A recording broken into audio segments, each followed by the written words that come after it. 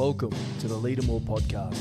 Our motive is to pass on what we've found helpful over the years through leading teams, running operations, and dealing with life's challenges.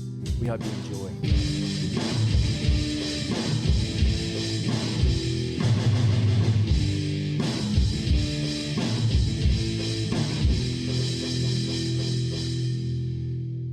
Brett Hartley, welcome, man. Thank you. Thank you for having me. Mate, what a 12 months. I've been looking forward to chatting with you, right? Like, let's go through it. Like, business finished up, started a new business, you've been living a bit in Bali. Yeah. You've had a scooter accident, which was quite full on from what I understand.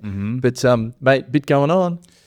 Yeah, it's been an interesting, a very big 12 months or 12 to 14 months. I think there's been, just shift everywhere. But in that 12 to 14 months, there's been a lot of like reflection, I think, and then even like a lot of just really getting to know myself and what I want from life and trying to get very, very clear. And I'm there. I definitely feel like I'm there, and I'm getting clearer and clearer. And I think other things will shift and change along the way. But like the one things I've really gotten very clear on is, you could say happiness, but what do I really want from life? My daughter's, safety and helping her support her, because me and her mother aren't together, but we have an amazing co-parent relationship, and helping her thrive in this world. And then, building this new business, which we may talk about today, Daawg Haus, which I had sort of touched on and did for a while, but just with a bunch of mates, but really like helping other men get into a space where they feel a lot more clearer and have a lot more commitment to themselves and just work on their character. And just getting better as men. It's I would, yes, nervous to a certain degree could be part of it, but I'm actually fucking excited. Sorry for swearing, but I don't know if we can swear. But I actually am just excited, man, to get really involved and show like maybe some of the struggles I've been through, and maybe if it can help, that cliche saying, if it can help one person, I'll be happy. But I honestly feel like I can definitely make impact in this world, not only on myself, but in other people as well, or especially men. And I think other men have the opportunity to do that to their crew and their family and their support network as well. So, for sure. Like Daawg Haus, right? And I'm really keen to talk about it, because I sort of see, looking at your content, I see that, like, and knowing you a little bit, there's a little bit of identity going on there, right? So it's like, is that the thing that you're probably a little bit hesitant about, or? Yeah, it's funny you say that, because yes, it definitely is. And if I look at Daawg Haus, I think I represent Daawg Haus for what it is as a person and as a man. Now the part is how do I take that and teach that on to other people and other men as well, so they can become, get really clear on what I mentioned, get really clear on what they want in life. So it's going to be an interesting and exciting journey. And I'm excited because I feel like I'm going to learn along the way, and actually even learn from the men that partake and take up into this journey as well, because there'll probably be times where they challenge me. Which is great, because that's going to help me grow, and I might not have the answers right then and there, but I can definitely tell you I'll go away and work on it and figure out if I can get those answers back to them as well. So, yeah. Well, and being around people that are just keen to move forward, right, and improve, and be accountable to themselves, like, that's infectious, mate. You become a product of your environment, right? You look at, we've talked a little bit this morning before this podcast, but sport and stuff. You look at like the Melbourne Storm, right? There's a reason why they've been so successful for 20 years. There's a reason why they've always won the first game of every season for 20 years, and there's that sort of winning culture, and you become a fit. And I from what I've seen and read and heard on other podcasts, is that no matter who you are, you could be Payne Haas, Andrew Johns. If you come down there, you get put into, before your preseason for a couple of weeks, you go and work on a job site. And then you go to training and you go back and work afterwards, But that's probably putting into perspective of how lucky you are to be in this position, right? You're not, So I think that also turns into, that culture that we're talking about. And that's what I want to do with Daawg Haus, is actually have men involved that using movement as a way to anchor us in to start with. And that will open up the doors for us to be a little bit more vulnerable and talk about some things. And the way it sort of initially works is that there's a 12-week program. Everyone's doing the same program no matter what. Well, not a 12-week program, but the program's ongoing. But for the first 12 weeks, if you start in, say, for example, Greenie, if you started in June and I'd already been there in March, you would go for 12 weeks. There'll be some personal standards that will try and that will be put out to you to try and help you be better by the end of those 12 weeks. That's the whole idea. And I'm not saying that those personal standards are gospel or Bible. Yeah, it's just like, this is what I've done and this is how I think you can help improve your life. And you might be able to twist and change a few things there. But everyone's doing the same training program. So even if you started in June, you don't go back to start in March where I started. You just fall in line because everyone's doing the same thing together, which gives us a common interest in terms of talking about stuff and sharing those wins and those losses about how we train. So the movement side of things is about anchoring us in as men to bring us together, and then it opens those other doors to help talk about other things and learn of others. And I've got some cool ideas around merchandise and stuff I want to do around that as well, which I've really thought hard about, and which is, I'll talk about it now, but like merch is a big thing. So I want to sell some merchandise essentially, but like there's also going to be some merchandise that you can't buy that you actually have to earn. So you've got to like, so like, for example, like if I see you and you're like, oh, fuck, he's got the fucking Daawg Haus fucking black top. Fuck, that means he's been in this program for 6 months. No wonder why he's fucking kicking goals, for example. Like, showcasing that if you're looking up to someone within that group, not just myself, because there's going to be a lot of people you're going to draw inspiration off in that group. There's going to be a lot of people I will as well. That's the beauty of it, I think. It's not like, yes, I've started this business and I'm doing it and taking that step in terms of trying to put in the systems and the processes and the structures in place to help us thrive. But there's a lot of things I learned off a lot of other people, even the younger people. I had conversations recently when I was overseas with younger people that like, we can talk about that later, but it was more so around women. And it really caught me. And I was thinking, this motherfucker's 9 years younger than me, and he's fucking, I've learned a lot from this conversation right now. You know what I mean? Like, man, it's an exciting time. Put it that way. And especially after the last 12 months of a lot of big shifts. Yeah, so you spent around about 15 years in the fitness industry, right? And like you from NZ, from Wellington, right? Yep. Studied over there, and moved to Melbourne, did PT, and then moved to Perth with F45, did some franchises.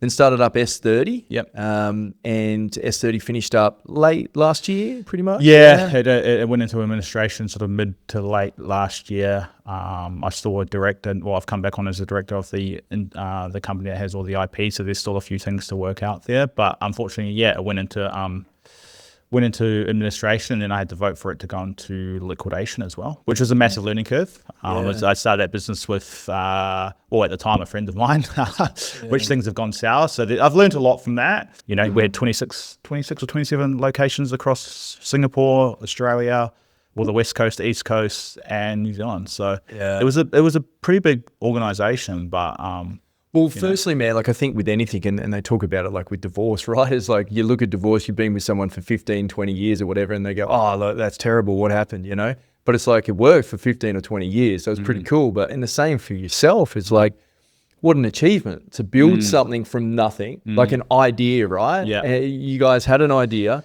you put it together, you make it happen, you get people on board that are aligned, and it starts to work. Yeah. Like it must have been an amazing thing to do.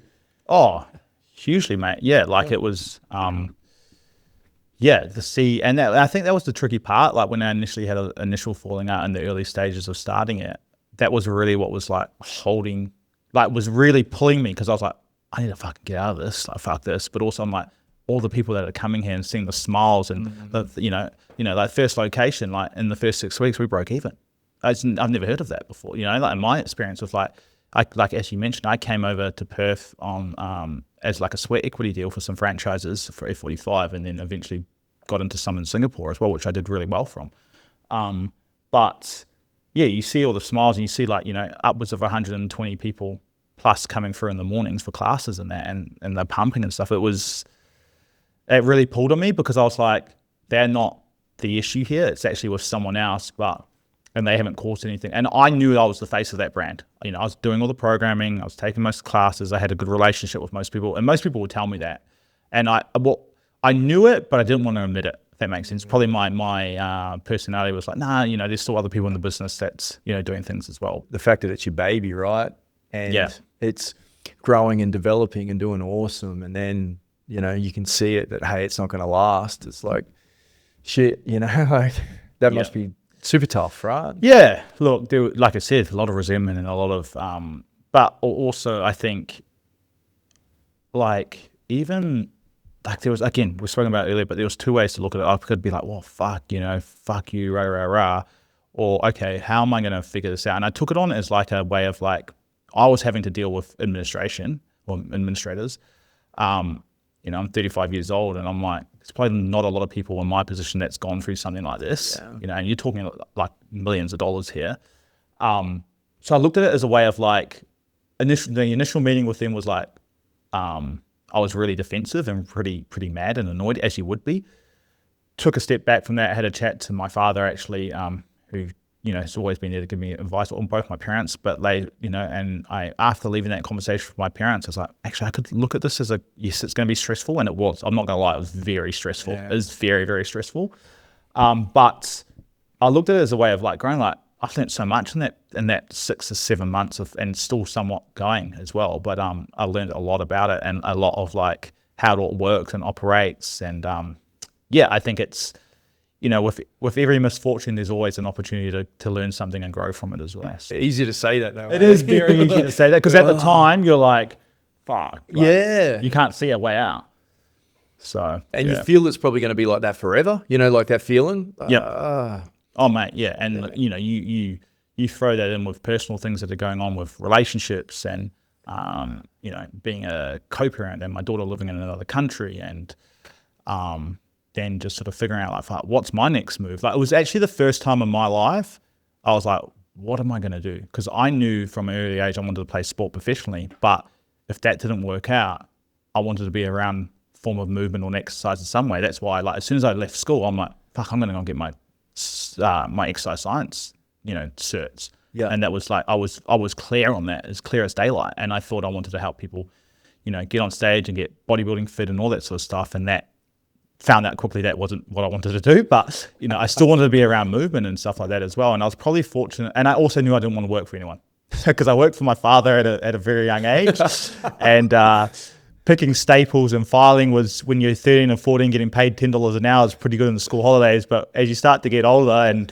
well, even then, at that age, he was taking rent money out of me, and I'm like, well, I'm getting $800 a week, and you're clipping $200, $100 a week. He's like, that's your food and your power and everything. But the hindsight of that, the lessons I learned is like, if I don't get an education or get something behind me, I'm going to be in trouble here. So, mate, it's been a bit of a ride, man. And I'm happy to talk. You bet. So then let's talk about that. So finishing up in school, you wanted to chase professional, like most young boys in New Zealand, professional rugby league. Like, what was the thing? Yeah, I was playing touch rugby pretty competitively, and obviously rugby and rugby league as well. But I actually came to Perth to play in their state titles back then. So I had an opportunity to come over here, play for a team called Galaxy back then, through some friends and stuff. And in the interim of it, there was a guy there that was like the team trainer that was sort of had some involvement around the force and stuff. So we did a little bit of training and stuff, and got set up with a club. The club was going to help me get a car and a vehicle and all that stuff. Sort of just didn't really happen. I was 18 or 19 at the time. No, I was about 19, I think, mate. So, you live and you learn. And at that stage, I was living out of Midland in like a share house with a bunch of my mates, mate. No vehicle, like, training to the city in a bus to Nedlands and all that sort of, yeah. So like, you're going 2 hours each way to train. And then I think we were with the force back then when I was training a couple of times a week. I think it was in McGill. Is that what it's called? Yeah. Sort of, that area. So even then, man, like, and you're talking like back then when like, you got phones and stuff, but not really, much data. You're only 19 years old, living off the bones of your ass, sort of thing, So, but that was cool. It was a cool experience in some way as well. But living with a bunch of guys as well. Were you, yeah. So there was a couple that we knew that sort of a friend of ours. His name's Manu. He sort of brought us all up through like the touch scene and all that sort of stuff. And he had a house there. And there was a couple of us boys just sort of staying there and. Some were couch surfing, some had their own rooms, depending on if you worked or not. So it was pretty funny. It was pretty cool. And it was also like, at the same time, like, what the fuck? So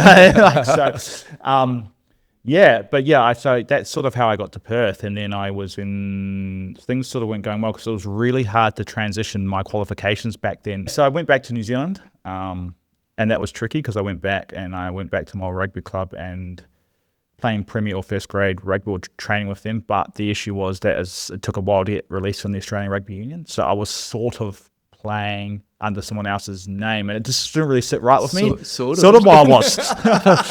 I was.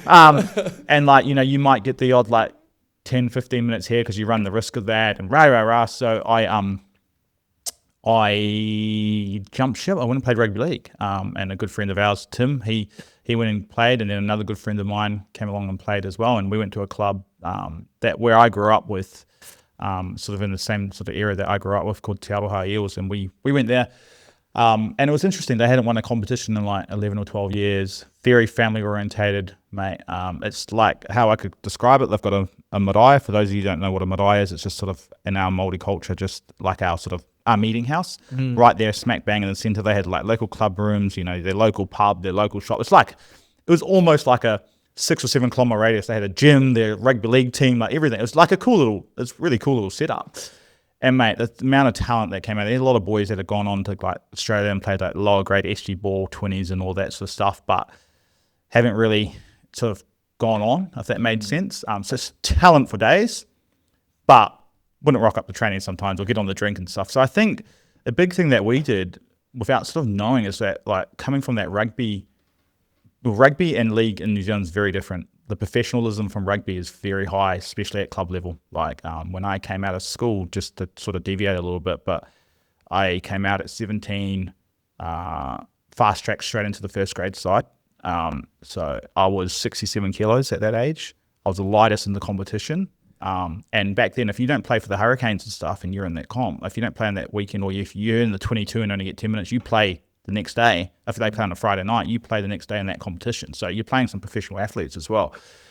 Mate, I could hold my own for a little bit, but it was fucking like, yeah, like you got guys that are 120, 130 kilos running at you, and you're trying to put your shoulder into them, and you're running off pure adrenaline. But and eventually I went and dropped back down and played in the under 21 side, because like if you played 5 or more games in that level, you couldn't drop back down. And the problem was, not the problem, but the captain of the side played the same position of me, but he was probably in his last year or two of transitioning out, so they're trying to filter me in. But even like at the back end of that year, so the same person that played the same position of me, he was 89 kilos. So that's where how far behind I was, right? But that back end of that year, the club and a great man, his name's Phil Rouse, he played professional rugby, but he would pick me up in the morning. Well, my dad would drop me off in the morning, he'll drop me back home, and they would train me. And I was training morning and night in the weights room twice a week, and they would feed me like there was no nutrition plan. It was just like the role was, you're a dump truck, you eat everything that's in front of you. And it was like breakfast after we trained would be like 4 pieces of toast, spaghetti or baked beans, a mass gainer shake that would have like 1,200 calories in it, cream rice and fruit. And mate, in 3 months I went from 67 to about 87 kilos, 85 kilos. But then even the other thing of that is, like, when you start to run, if you haven't run for 3 months, you come back into pre-season, you're heavy, right? So they got me on a treadmill. I thought it was the craziest thing ever. I wasn't training with the team, but they got me on a treadmill a couple of times a week, and I would slowly increase the speed, but I would have a weighted vest on. So now my nervous system thought I went from 67 to freaking 100. But when I was only 87, you know what I mean? So, and then did that for a few weeks and took it off. And then by the time I went back out to play with the team, mate, I was running around like I was 67, but I had that extra weight and that punch behind me. But so that's sort of the difference, whereas like the rugby league scene is very less like, you know, a couple of guys punching a couple of darts out before they go and train and stuff like that back home, especially our crew. So we sort of went to this club and we took that professionalism there, and and they had a bunch of boys that come down from Tokoroa, which is a really good priming rugby league culture up there, and rugby culture. Quade Cooper and a lot of professional athletes have come out of that. It's a small little working town. They come down, and yeah, we mixed it with like the locals in the area and stuff as well, and ended up winning the comp. But we just shifted things a lot, like got them right into like Sunday mornings and just going to the pools and having spas and training on a Friday, doing captain's run on a Friday night, but then having a barbecue, and like just really shifting that culture a lot. And mate, like to give you an idea, like the team we played in the final, Norse, they'd won the comp 3 years in a row, and you could gamble on us back then. Like so we were paying $6 at the TAB, they were paying $1.09. And we won the comp by 1 point. So, mate, we didn't have a mad Monday, we had a mad week. Yeah. Few bets. Oh, mate, there's a few family members that chucked some cash down, and yeah. But yeah, and so I started playing rugby league, and then I actually had my family, or mainly my uncle and my grandfather had horses that raced out of Happy Valley, which are in Hong Kong. So that was 2011. 2012, I was planning to play half the footy season, and then I had an opportunity to go to Hong Kong through the Hong Kong Football Club, and my parents had some shares and some horses up there as well.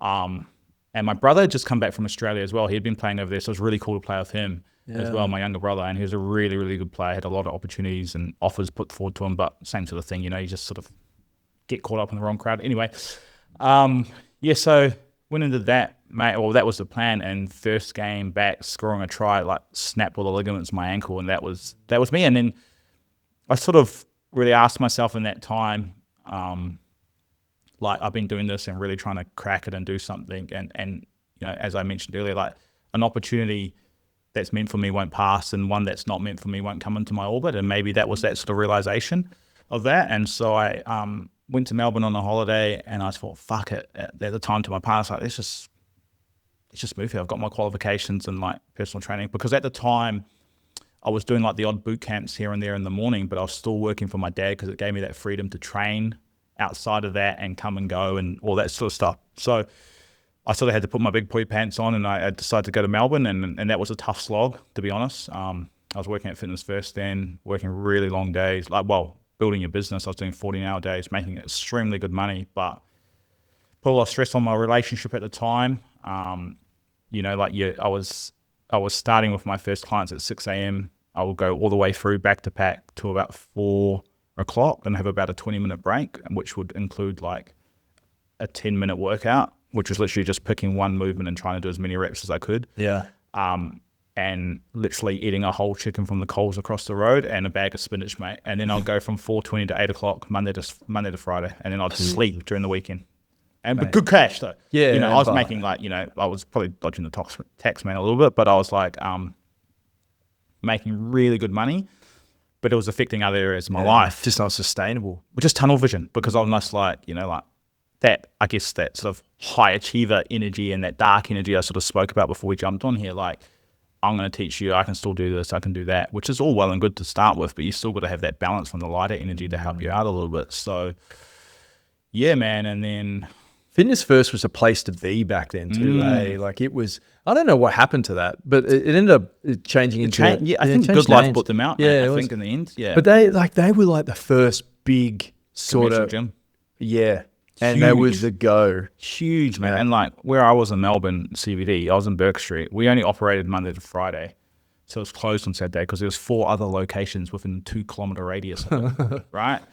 And all their money came from PTs. There was 17 PTs in our location paying $400 a week in rent, right? Because you're technically a franchisee. So, and the other craziest thing that they made a lot of money off was towel hires at $3. The amount of people that come through the city, I could only experience from like the CBD location, but you got corporates that don't want to carry a wet towel around with all their gym gear and stuff throughout the day. So they would just literally pay the $3 for the towel, have their shower and drop it off. And that made them a lot of money, which is something you wouldn't think of, right? But it's actually like an interesting pain point that people probably don't really want to have a wet towel in their bag for the rest of the day, right? Going back into the office. So yeah, and that's sort of how I ended up in Melbourne instead of Hong Kong, and then an opportunity after a while, I sort of realized that a lot of my, there were 2 things, like back then, like social media wasn't that prominent. So you sort of had to think outside the box about how you sort of like marketed yourself. One thing I've always enjoyed is sort of like my fashion and stuff as well. Like that's one way I've liked to express myself. So I ended up I've noticed, right? Yeah, being my father coming from a financial sort of accounting background, and sort of show me what I can write off and can't write off. I mean, shoes was a big thing that could be part of your uniform. So I was just buying shoes. I was buying shoes, and it was becoming a conversation. I had no word of a lie. I reckon I had about 30 to 40 pairs of sneakers that I could just rotate in every day, but it became a conversation starter. And that sort of helped. But then I also noticed that like I try to get a bit smarter with, like, back then a lot of gyms, like the treadmills were always like, as soon as you walk into the treadmills, and there would normally be like a functional space and then like the weight room and stuff somewhere else. A lot of females and people that weren't so confident back then doing the weight stuff would just sit to their treadmills and go and do what they need to do. And some of the really fit, good-looking people that I had as clients of mine, I started training them in these peak times in front of the treadmill space. One, because people are just on the treadmill, either looking at their phone or back then watching stuff on TV, or You got a captive audience. or watching you without even, you're just selling yourself without even selling yourself. So, and what that slowly started to do with conversations when I had a lot of people there, not to be rude, but weren't in the greatest shape, they would have conversations with me like, oh, how did that person get, I know there's a few white lies there that yes, they've started training with me and we got them into this position, and there were some that had dropped, X amount of kilos or whatever, or changed their whole physical sort of presence of how they looked. And that really helped grow my business in a really good space, because it was like, between that 6 to 8 a.m. I'll have them, and then that midday, and then that afternoon slot as well, and like 5 through to 7. So, and it also showcased that like some of these guys were big and muscular and stuff like that, but I was putting them through the ringer without using too much weight and being a bit creative. And one thing a mentor back then taught me is that you should be able to, because you're in a commercial space, there's going to be times where there's like 4 squat racks and you're battling with a couple of PTs and the rest of the bloody gym, right? So you've got to get really creative and think about what you can do to utilize that. So I started thinking about like workouts that I could do, like, just having a barbell and doing like 100 club, and it might be just an empty barbell. Doesn't look like much, or you might incorporate some push-ups and some, burpees or air squats or whatever, but like all that burns you more than just doing 3 sets of and 10. You've got people like, on the treadmills looking at this like, shit, this person's getting, so that really helped a lot build that business and get me into a space. And then I slowly started to realize that a lot of people were utilizing myself and only training with me on the PT days. So, because I had a system back then that I wouldn't take you any less than 3 times a week, because it meant that I had to have, well, there was a stage where I was doing like some people once a week, but I might have 15 of those. So people doing once a week. And that was 15 different people I had to manage on top of like another 5 or 6 people that I had to manage as well. So it was really, really tough and tricky. And, I'm 21 at this stage. So that was a bit tough and tricky. So then I transitioned into just training people 3 times a week minimum. Some I had it 5 times a week. But what that did was less people, easier to manage, and also gave me an idea of like, because what would happen when I had the 15 individuals that were training 1 session a week, there was so much more work, man.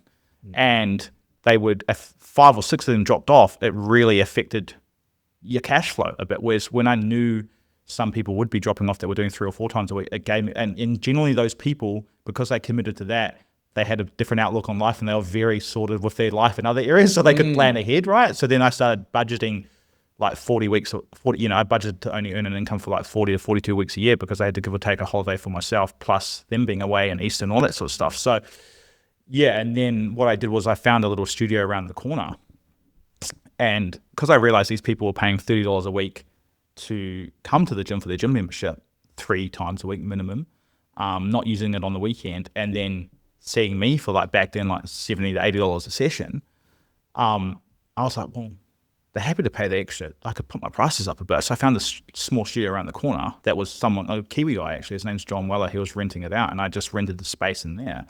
And there was no gym membership. I just had to pay, and my rent was $200 a week there, capped max.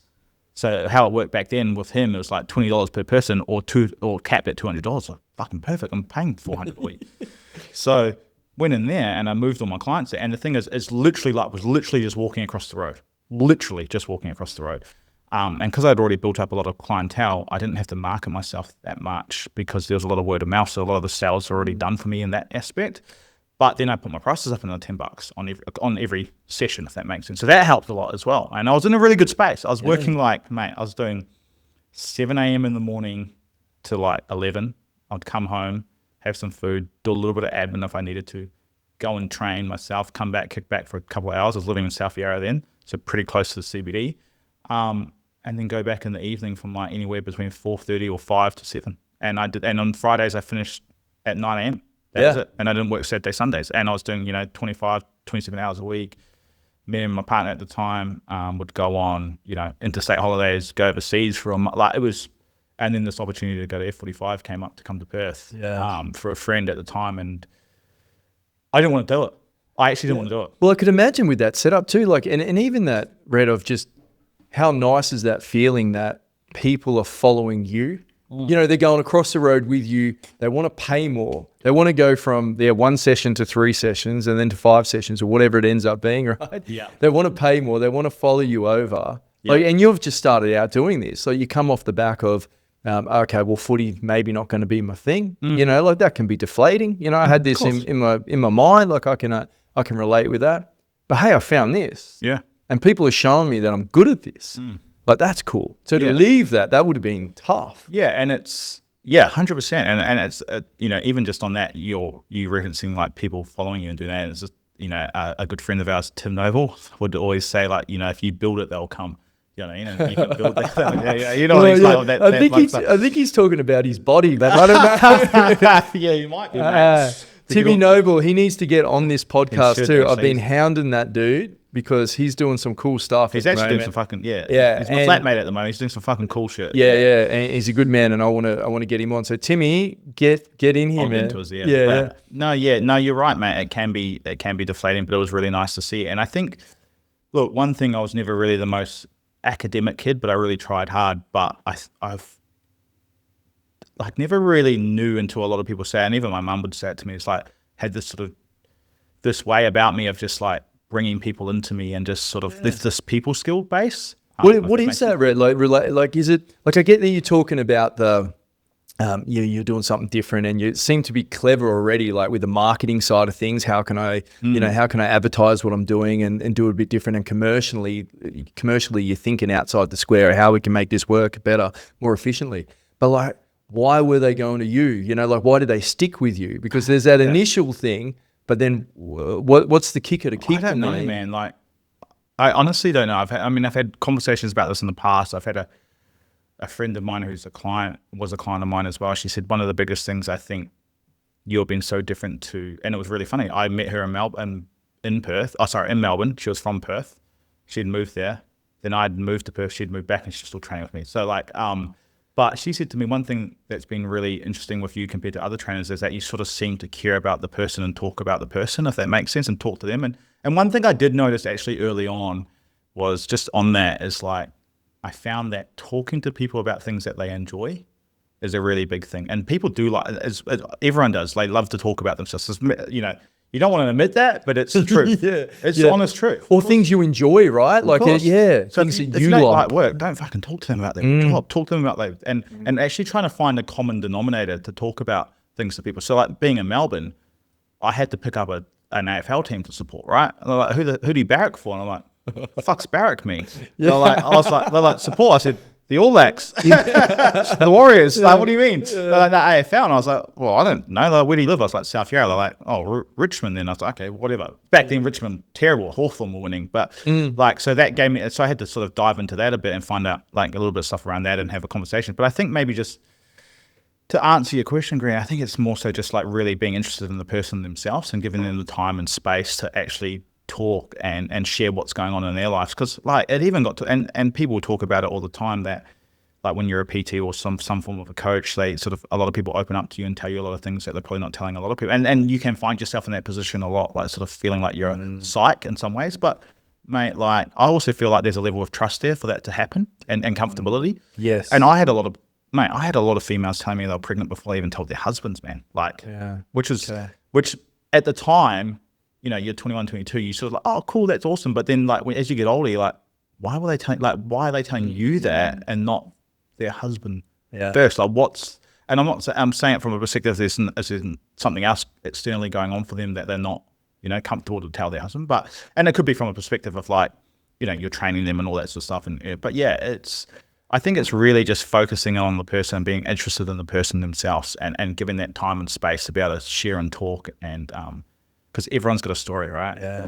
But it becomes that, like my wife used to say about that, like it was less about training and more about hearing about people's problems sometimes, you know, being a trainer. Yep. And like you said, there's a positive there in the fact that they want to talk to you. Like they're not just going to tell anyone, but they want to talk to you about it. But I suppose that could be a bit frustrating though. Hey, if you just want to train, or if you've heard, you know, you've had 15 clients in the day, and it's just like, you know. And some people use training, 100%. I can touch on that shortly too. But I think before it slips my mind. But I think some people, I've been in there. You use training. Training can be used in a dark space in a way of like I'll speak on my experience, but like there'll be times where I utilize the gym to, when I was smaller and stuff, to like try and get bigger, if that makes sense. So there was a lot of frustration, but also I've used it in the time where there's been a lot of other things going on in my life, because the gym for me is a very safe space that I was using it as an avoidant space. That's your peace. That's my peace, right? Because I was comfortable. I can be in, like, as we spoke before, like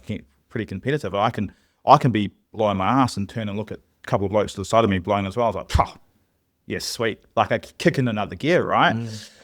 So I think there's that element that people do utilize that for training and opening up to you a little bit. But yeah, going back to clients, and that was another thing I realized as well, is that clients that did drain me a bit, if I would really work hard to have them at the start of the day and not at the end of the day, because I didn't want to be going, I found they could drain me so much that I would go home to my partner at the time and then project that energy and my frustration onto her.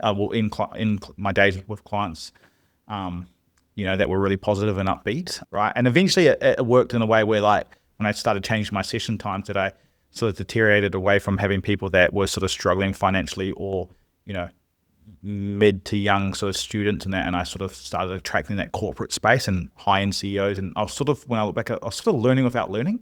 Without knowing I was learning, if that makes sense, having conversations with people and talking about real estate and how their law firm's doing, and you go and look them up and you're like, holy shit, I'm like, I know how much you earn, you should have charging you way more. You know what I mean? But you just, you get in that growth mindset, don't you? Like you get forced because, I don't know anything about this. I need to know, or, hey, I didn't even realize that stuff. Like I find that with this podcast and thing, it's like you do a little bit of research on people and you start learning about stuff, and then you learn about the industry that they're in or whatever it is. And you're like, Jesus, I didn't realize this. And I really enjoy that process of just sort of thinking about stuff, and that's like my university at the moment. Different perspective, right? And also too, Rhett, just reviewing your own perspective. And does that cement it?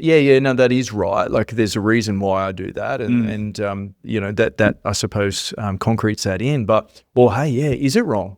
Like, have I been looking at things too judgmentally or whatever it may be? Yeah, man. So that was sort of that growth part. And then, I don't know, I've sort of gone on a bit of a tangent there, but ended up in Perth and was doing F45s. Before you get into that old school training that you did, like to put on 20 kilos. Yep.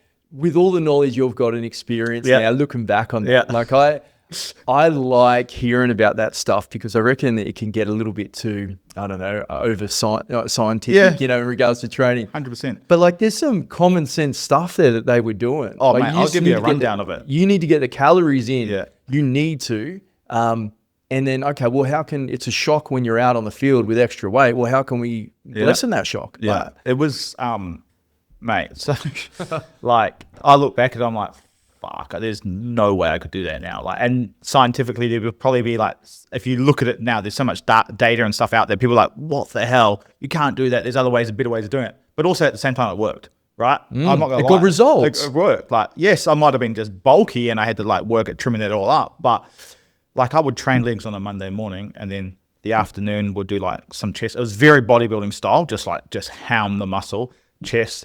Next Tuesday morning, back. Tuesday afternoon, shoulders. Wednesday morning, legs. Repeat, man. And it was just like that all the time. But they, credit to them, like my dad would drop me off and they would either pick me up or drop me. I had no excuse. I lived around the corner from the club room, mate.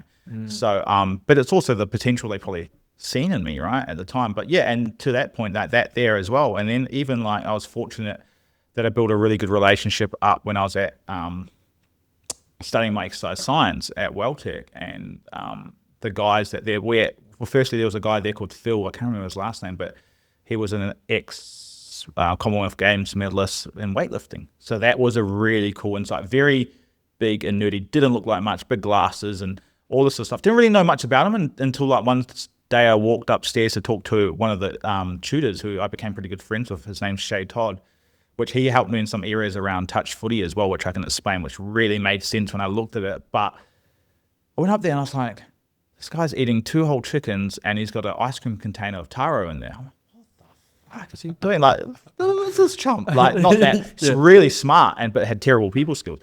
Then, maybe like 2 weeks later, I see him in the gym and he was snatching and it was like 110 kilos, and he was warming up. Holy fuck! And his speed and everything. And then Twin Shay's like, yeah, he's he was, he used to coach the New Zealand weightlifting team. He's like, rah. And then one day, so like all the speed and power output was amazing, and he had all these little like weird things, like almost like a little platform with all these rocks on. So he used to squat in bare feet with these rocks. Is he doing? I'm 18, 19 at this stage. I'm like, what is he up to? But it was all to do fire up his whole nervous system. And yeah, he's got a bit of weight on the back of his hair, but it's helped when he's warming up before he puts his lifting shoes on. And he was flexible as hell. Just all uneven, like river rocks and shit. Yeah. Yeah. Okay. You got like 120, 130 kilos. I mean, he's probably about 110 anyway. So he was warming up at this stage, but it was all to do like firing up his nervous system before he gets into his big lifts. And also at the time, I didn't really understand the back end science of like all the weightlifting stuff, because it was never really big in sport back then. This is like, 2008 or 9, do you know what I mean? But like, you watch his sessions, and after he's warmed up and that, it's like 3 power cleans times 3 sets and maybe 5 sets of one snatch with like, you're having like 4 or 5 minute rest in between. I'm like, it doesn't work out, but you don't realize how much it can shock your nervous system. But one day we're in a class section, we're doing some stuff outside with like bands and ladders and parachutes, and just as a class does, you have a little bit of a race, and he jumped in. He blitzed everyone over the first 15 to 20 minutes because of his power output from weightlifting. And then and then talking to other people, you realize that these guys here that weightlift probably would beat most sprinters over the first 5 to 10 meters if that was the race of them, because their power output's so strong. But and then it was even some old school stuff around, like I was talking with Shay, doing some touch stuff. Like we used to get on a treadmill, and because of touch game, you generally would at a high level or tap and defend, and it probably runs for about 2 minutes max of an attacking set and a defending set, or maybe like a minute 40, minute and a half, but at a really high capacity, right? Anaerobically. So we used to jump on the treadmill, and we would do 2 minutes on, 2 minutes off. And the speed was slow. It would start around 15, 17, 20, and you would do 24 sets of that. 2 minutes on, 2 minutes off, 2 minutes on, and you would drop so much weight, you have to drink so much water. But what it actually got me when I was going into national competitions and all that sort of stuff was that I could handle that intensity for 2 minutes, and I could come back off, and I could get my heart rate will max at like back then when I was younger, like 195, right? In the space of like, at one stage when I was really, really fit, I could get my resting heart rate back down to about 110 in 45 seconds, man. So by the time it came to go back on for my next set, you're good to go. Output was just like sharp. And I don't know how he figured this out. I actually got like Tim down to do it, and there's a bunch of boys, and we used to dread it, man. You knew how good it was, but the anxiety levels of it. And he used to have this saying, whatever you do, boys, don't fucking push the pram. And pushing the pram was holding the side of the fucking thing. It's just because your legs would just not function, man.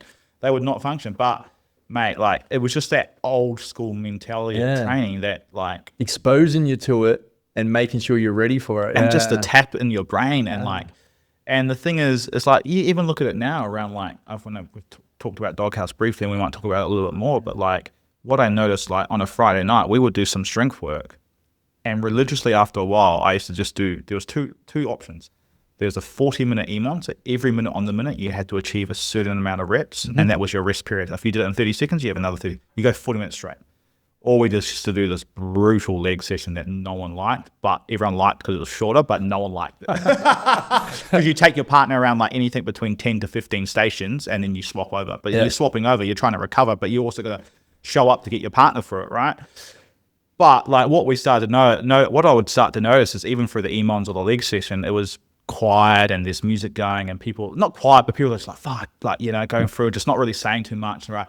By the time I got to that back end of like the last 5 to 6 minutes, you just hear someone like, come on boys, these are the championship rounds, this is what's going to get us through, and like you just lift the whole crowd, and like, the whole crowd will move differently. And again, it was never really about the training and that aspect from the Daawg Haus perspective. It was more so like getting us together, getting us in a dark whole place, and running off the back of that to like help push us through. And hence the reason why I called it Daawg Haus as well, because generally that's used in a negative way, that you're in trouble with your partner and you're on the couch, but at least you got a TV if you're on the couch. So, but you know what I mean? So now it was reversing it in a way that we're in a space where this is really tough and hard, but we're actually all doing it together. Yeah. If that makes sense. Yeah. Yeah. No, I love how you do that. I love how you like see the optimism in everything, right? I love how you see that. Like you flick that pretty good. That's pretty natural that you found, or is there something like you're probably pretty hard on yourself, right? Extremely. Yeah. Too hard? Yeah, I have been. Yeah. I think I'm a lot better now. Yeah. A lot better. I think yeah, definitely too hard. I used to have a lot of people say that, man, you're so serious and you're so like, especially when it came to sport and like very like process driven. And like, you know, as I spoke to earlier before, like my alarm went off for like an emotional check-in, and that's something that I worked with my coach because I was so process driven that I could have 20 things to do and I'll get 19 things done and miss one for the day and think it's the worst day ever. Yeah. Focus on that. Yeah, mate. So the emotional check-in points for that is that, okay, cool. It's 9:15 a.m. My day generally starts around like 4:35 in the morning. You know, have a little morning routine that I go through, get to the gym early, get my food into me and stuff like that, do a bunch of other stuff, set my attention for the morning. And then when 9:15 rolls around, I'm like, how am I feeling right now? And I'm like, okay, I've done this. So actually, I'm really grateful and appreciate that I've able to be able to do this. And it really puts perspective into my mind. And then I move from that next slot of 9:15 to 12:15 when the next alarm comes off. And it can vary and shift. Yeah. But also, like, you know, I might get to the end of the day and like, shit, over the last couple of hours, this has happened and I don't feel great. But actually, I've also done this today and that today, and it's really shifted my perspective and my mindset around things instead of being so hard on myself and feeling like I haven't achieved much. That emotional check-in, is that just you noting down the emotions that you're feeling? Yeah. Like, it could be like, so like even like, you know, an example I can show you, but I was like, you know, I'm just grateful to have this opportunity to be sitting on here and having a chat to you. You know? Like, because that's something that like we don't see each other often, but when we do, and we've met through, you know, mutual friends and stuff, you know, it doesn't feel like we haven't.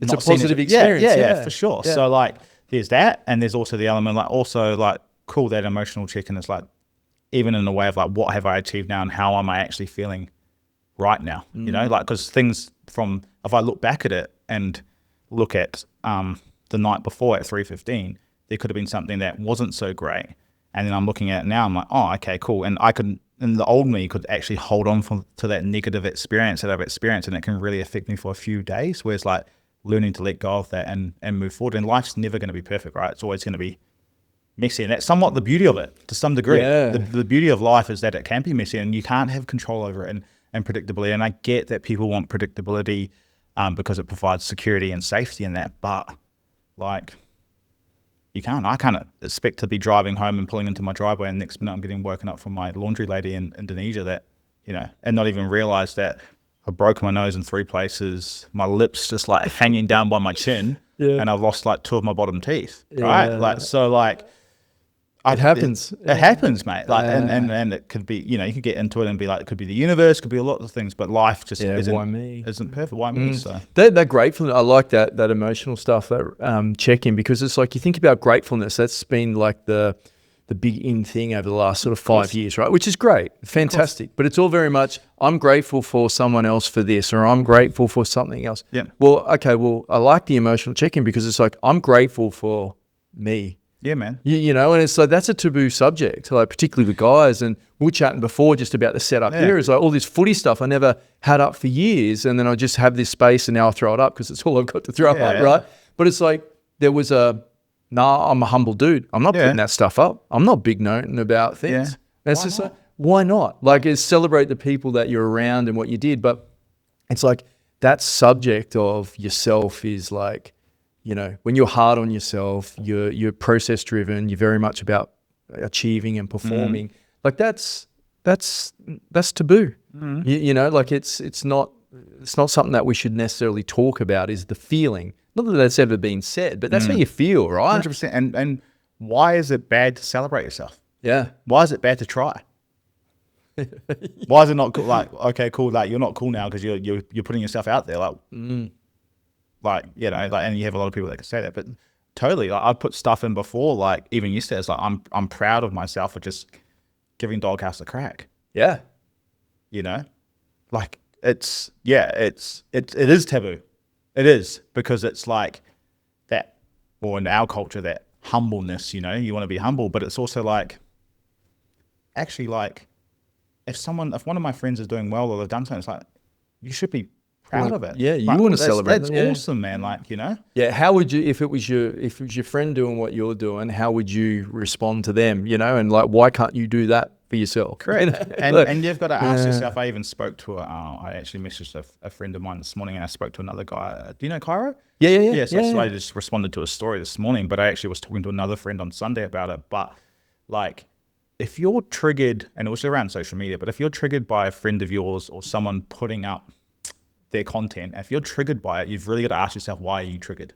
Yeah. Why are you triggered as a person? Because sometimes it can be a projection of like what you want and what you want to achieve, and you can't, you're just like, fuck this guy, whatever, putting all this stuff, he thinks he's an expert, rah. But like, there's probably some underlying element that you probably have some expertise in some areas that you want to share and do, but you're not actually sharing that to a certain degree. And what's holding you back there? Because I've been there before. I'll be honest, I have. Yeah, I have too, man. yeah. Fucking like, and I'll be lying if I didn't say that. But like, just that judgmental trait is pretty. Yeah. And where does it come from? And it's funny when you can sort of step out of that zone and really just give yourself a crack. It's amazing at how many opportunities start to pop up, man. Like, I've met some really cool people recently being overseas. I've had a lot of opportunities pop up. I've got like, I'm just about to come on board with a supplement company as well, so they're going to provide all my supplements, That's cool. They're looking at doing merchandise and stuff as well, so maybe have some impact around that. I've had actually a female reach out to me that wants me to potentially facilitate some retreats and stuff for Asia next year. So planning on that, got a meeting with that today. I've met a guy that had a pretty big company called Pure Sport overseas. I don't know if you've heard of that. And it started off as like CBD oil, and then they got into the running space and that. And similar stories, like he got really, he got shafted by his business partners and like lost like truckloads of dollars. And I'm talking US dollars. Yeah, well, you're playing the game. You're not commenting on the game. And I suppose that's a great way of looking at it. When we're judgmental, right? Like, we're just commentators. Yeah. We're sitting in the commentary box commentating, and we're not actually having a go. Yeah, that's a great. I like that. Yeah, well, it's sort of I don't know. You do see it a lot. You see it in footy, right? In footy teams, it's like, we're not commentators. Like, leave the referee alone, or focusing on uncontrollables. Hey, this is what we can control. Let's go play. But that for us, that we're wired to probably there's some genetics there that pull us away from that, which is hard. For sure. Yeah. So moving to Perth, F45, tough decision, but you decided to give it a crack. Yeah. Yeah, like it was just, why not? It was to be start with. Fuck no. Yeah, because I've already been here. I've already been here early on playing some footy and stuff. But, Midland, you don't like Midland? Yeah. I don't like Midland, bro. Nice train station, I hear now. I heard, a friend of ours just finished building it, isn't he? Same bloke we're trying to get on this podcast. Yeah. Look, it was my partner at the time, Alex, the mother of my daughter. She was like, why not? Would give it 2 years. 2 years turned into 8. So, but in some ways it was a blessing. So came over here with the sweat equity option. So, paid a salary, earned my way to earn some percentage in the locations. We had 3 locations here, and eventually did 4 or 5 in Singapore. Singapore was very lucrative at that time. Very I was getting paid dividends within like 3 months, man. It was killing it. Really? Just it's so tight over there, right? Like, there's lots of people in a small space, cash, and mate, they're and rich. cash isn't a barrier. It's time.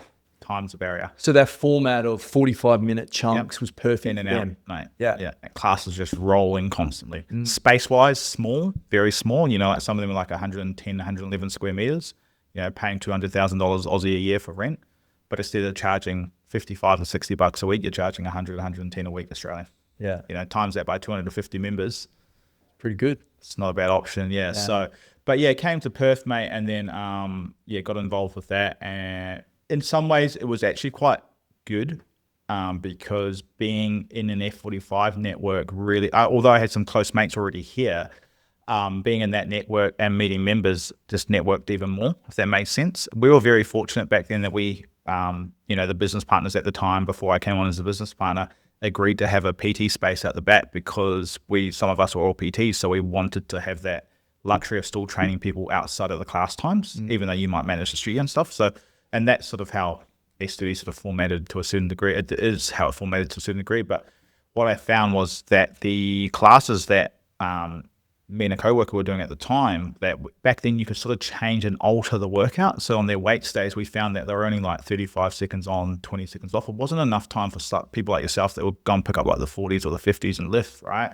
So what we started to do was just sort of change it slightly. So like we would make one whole pod, like all chest work, and then another pod all arm work, and then another pod all back work. So it sort of gave that sort of hypertrophy style. And we noticed a lot of people, and I was only sort of back then when I changed that, was just during lunchtime.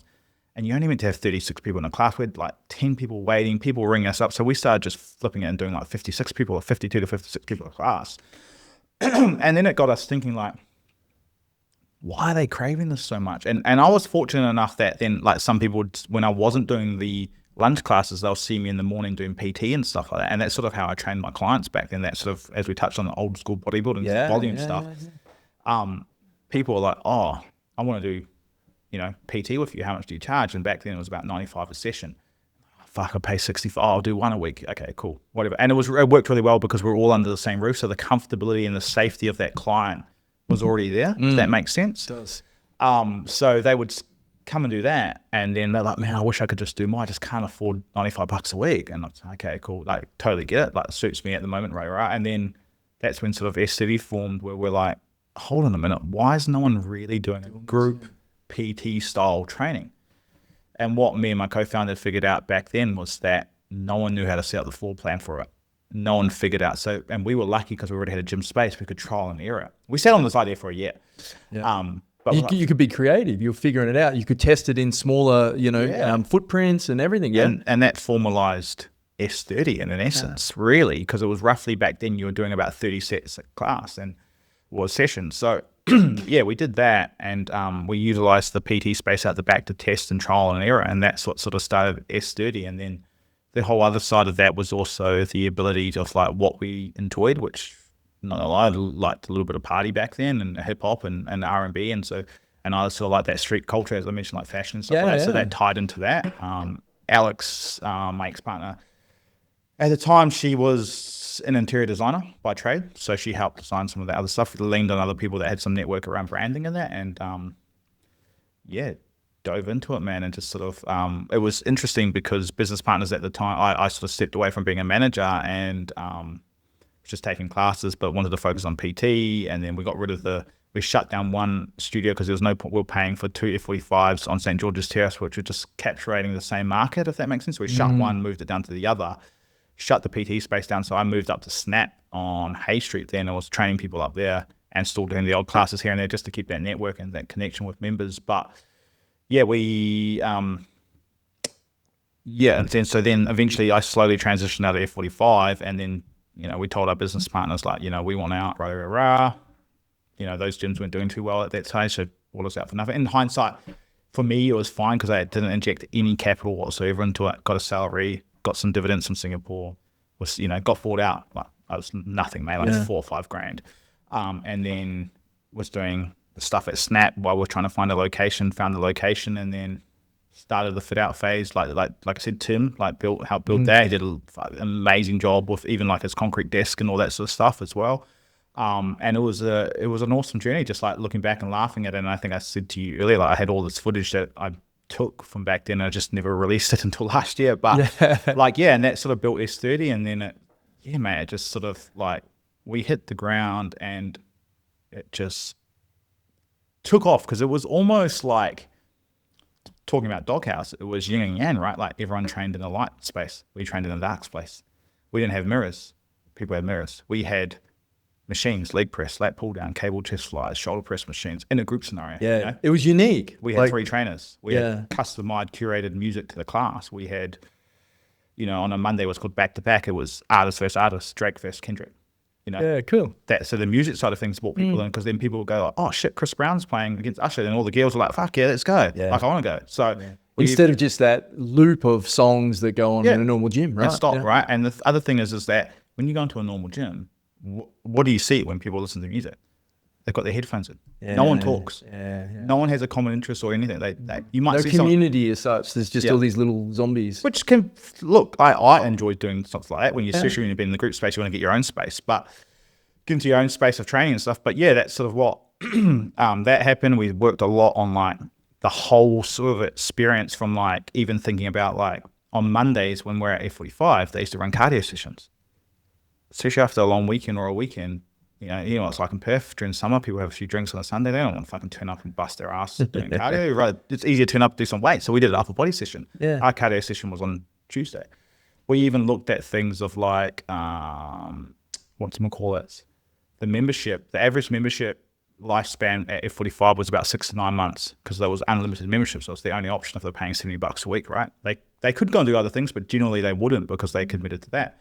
So we looked at providing, we provided 2 options a week, 3 options a week, or unlimited. Because what it did was, one, it helped with capacity issues.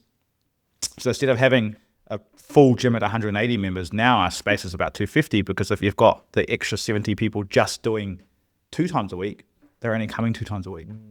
Plus it allowed them to do Pilates or yoga or a PT session or whatever they wanted to do, which kept their lifespan on as a member. You know, like there's still people I know to this day that still do it.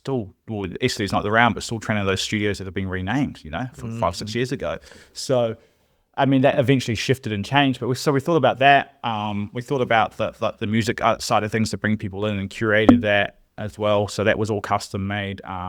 You love that creativity though, eh? Like setting things up, doing things a bit different. Just the thinking programming, the programming was very different. I was big. The one thing that was set in stone that I told all the business partners back then was that with the programming, it's also when you turn up, you train in pairs. It's not by yourself, and that was a community side of things. So one, it led into a sales side of things, but 2, it meant that you weren't turning up alone and not knowing someone. And if you were, what we used to do and drill into our staff is that if you see someone like yourself that's been there for a while, like, hey, Greenie, got this, this new bloke here, Tim's starting today. Like, you've been a solid member for a while, and we know you train hard.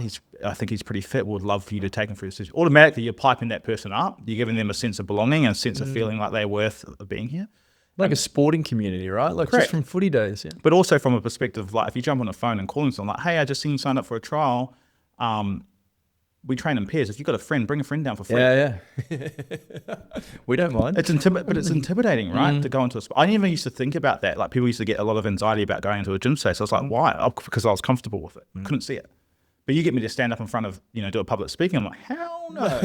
I stand up in front of a class and talk about class because I know I can do it with my eyes closed, you know what I mean? Take a session. You're used to it, yeah. Yeah, so that was a big thing. And then we looked at a lot of gyms smell. So we curated our own custom scent as well. So that was a big thing that we did. And a lot of people used to comment on it and want to buy it. And then having the pairs thing really worked. And just doing things differently where we never ran challenges that were about losing weight and leaning up. It was always very community based. Yeah. So we would do stuff like studio games, which was like a competition, but movement. We would do stuff like we always did like 30 days of SCD, which was in the winter. That was more so just to get people into a routine. But we used to do Sweatchella back then, and it was called Sweatfest. But essentially, it was like a competition for 8 weeks where you partner up, do a bunch of we do also you train to earn points to be a winner, but also you have like a quiz night, scavenger hunt, and then like an amazing race at the end of it. And that's what accumulated your points over the time, because it was never about like who lost the most weight or who looked the best here and there. It was about like it's just being active and competing and doing part of that community. So we really worked hard on that. And I was always very big on with my staff that you had to know people's names by you had to know their names. Like you just it was almost a non-negotiable. And it was from a perspective of like, if you could deliver a class and there's 36 people in that class, and if you can name every single person's name in that class and put them into stations and blocks and stuff, it's a pretty amazing thing, because all they've got to know is your name and your fellow co-workers. So they might have to know 3 names max, right? But if you're knowing 36 people, it's a sense of like belonging. It goes a long way, yeah. It's 100%. Such a little thing, goes a long way. Yeah, I love that. So, and like, and another thing that also ties into is that like, for people in these spaces, and even like Daawg Haus, it's like, one, can I help these men, and even SD, the members there, one, can I help these men achieve what they want to achieve inside this space? 2, if it's for the SD space, and I'll talk about it with Daawg Haus as well, but 2, if you weren't in class for 1 or 2 days, are they noticed that they missed if that makes sense. So like if I haven't seen you for 2 days and then you pop up and I go, Greenie, where you been? He's like, I haven't seen you since fucking Wednesday. Yeah. Since Tuesday. And they're like, oh shit, like, this person psychologically, without even knowing it, and they don't know it and you don't know it, you're actually like, oh shit, they actually care about me, right? Which then moves into the third thing, which is a sense of belonging. And the belonging then builds loyalty as well. And to flip that into the Daawg Haus perspective, it's like, can I help them achieve their things? Are we going to be able to create a space where not only, because the thing with Daawg Haus is, I don't want to be sitting there doing calls of 200 plus people, because that's how many people I know I'm going to have in that space. Our community itself and the forum we have is going to hold everyone else accountable to it, if that makes sense. And then that's going to give them their sense of belonging as well. Yeah. So, yeah, we really worked hard on that, and even just like fist pumping and having that sense of touch and really tapping into that psychological side of things as well. Yeah, and it worked, right? Like it was really well. It was flying. Well, it's what helped sell multiple franchises after us, right? Yeah. So the only thing is that we probably weren't ready and didn't have the nous from that perspective, because it's one thing to be a creative and an entrepreneur. It's another thing to have the ability to scale that. Does that make sense? And I remember not long after I had my daughter, I had a disagreement with some business partners, and I'm like, you need to step out of being this role as a CEO. We need a CEO. We can't afford it. I said, I don't care. We need a CEO. And, I believe, and my father taught me this, is the biggest thing with entrepreneurs and business starters is that we think we have this sense of, and I was lucky my dad probably taught me this, because I could have been this as well, but we have this sense of thinking that because we started the business and created it and all that we automatically should get that right as being a CEO, right? But there's a difference between a CEO and an entrepreneur, and you look at really successful business. I look at my dad, like he is a CEO type person, structure, knows how to build that sort of stuff, relies on the board of directors to give him creative ideas to go and create stuff, but he can implement that, right? They can't. He knows how to do that. So that scale then goes from earning $100 a year to $400 a year, right? And you look at it with big brands around the world, especially clothing brands and all sorts. It's like the biggest bottleneck generally sometimes are the founders and the CEOs, because that's the egotistic and sometimes the identity that you hold to the brand. And I think one thing I can pat myself on the back for is that STD was awesome and amazing, but I never held that as my identity. I knew I was a bigger person for that. And I think that also comes from my upbringing, growing up in like a Māori world where like you understand your roots and who you are, and not learning how to read and write in English till I was like 13. So I was very confident in that aspect. There was times where I weren't confident, but I was also confident in that aspect of like I understood who I was, if that makes sense. So that didn't, because I built this, doesn't mean I was this. I still was my own man in some ways. So, well, it's a good point, right? Like we talk with leadership with businesses a lot about, choosing leaders and identifying leaders. It's like, okay, well, should you get the leadership role because you know all the task? Well, it's not a task-based role. It's a leadership role. Like it's different. Or should I get the leadership role because of the length of service and my entitlement due to that, right? It's like, maybe not. Well, what's best for the business? What's best for the team? Correct. Not just because you started it. Correct. Right? But that's hard. Like it's yours. It's your baby. It's hard. But it doesn't mean that you can. But the thing is that you implement those people. And again, my dad taught me this: is that he would still challenge that board. Does that make sense? Yeah. So they have that there, and you challenge that, and it's not a challenge of like, fuck you, like No, it's just a challenge of like a healthy challenge in a way, right? Conversation. It's a conversation, because like I could see something from one viewpoint and they could see it from another viewpoint, and then you're like, oh shit, like, that actually does make sense. But How did you go from like one man band being a PT and looking after clients to then essentially being responsible for people, right? Like, and maybe not directly, right? Like what we're just talking about, but like you got franchisees, you've got, people relying on you, people you're paying. Like, how did you go with that? Like, was that a tough transition or? Yeah, it was, because you get different personalities. I think early on, every business does it, but you're in a space where you're very desperate to, if a franchisee approach or potential franchisee approaches, you want to take them on because you need the cash flow. You're time bound, yeah. Right. I need to make a decision. Yeah, but also like you need the cash, right? And they might not necessarily be the right person or the fit for your business, which did happen. First franchise that we sold went into a legal dispute, wasn't the right people, now you look back at it, they might have had some things that were right. They mentioned now with like the way things are gone. There's been other people as well. So that is really hard. One thing I definitely think you learn is that you've got to stick to your guns and not bend over and fold. And what I mean by that is that if a franchisee wants to change something up and just go, to keep people pleasing, should I say, don't people please, because it comes back to bite you in the ass, because that's almost can become a cancer in a way that if you go and allow them to do that, and when it comes to the point where you're trying to then uniform everything, they've had this sense of like, fuck no. Yeah. I've been able to do what I want. It's like having a player, and you could have a gun player in your sporting team, as you know, you've coached before, and they might not fit into the squad. And they're great. They could save you a game. They could score 2 tries. They could do they could go out hungover or be hungover and still rock up and absolutely destroy the game. But is that how they're acting, is that going to affect the rest of the crew? And generally, most of the time, it does, right? So are they the right fit for you? And it's really tough in business because you need your time, the time and all that. But in hindsight, do you need to rush that much? Like, it's really interesting because one thing I learned even from F45 was the bottleneck of theirs is that they scaled so quickly, they did so well, but they were opening up on every bloody corner of the street, right? So then you have people like, we've got 2 in the city. There's one in East Perth, there's one in West Perth, there's one in West Leadville, there's one in Northbridge.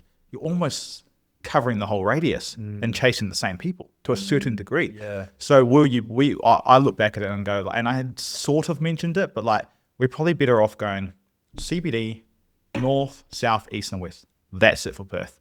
And your scalability is a lot denser when you go to Sydney or Melbourne because of the population, right? Whereas you look at I think there's about 2 million people here. I think, I don't know what Sydney, maybe like 6-7 million, but CBD is an interesting one because generally a lot of businesses start in a CBD because you have that 360 degree people coming from all different angles. But taking that time too, Rhett, is just like you pick the right people, right fit.